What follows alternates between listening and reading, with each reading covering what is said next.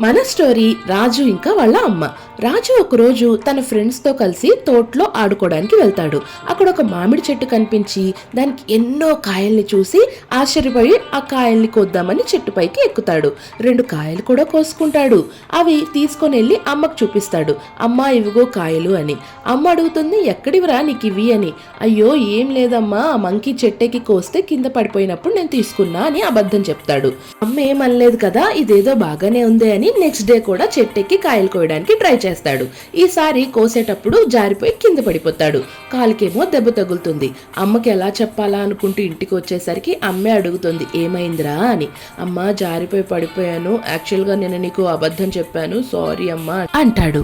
అప్పుడు అమ్మ ఓదారుస్తూ చెప్తుంది, చూడు నాన్న, నిజమైతే ఒక్కసారి చెప్తే సరిపోతుంది, అబద్ధమైతే ఎప్పుడూ చెప్తూనే ఉండాలి. అందుకే తప్పైనా ఒప్పైనా నిజమే మాట్లాడాలి.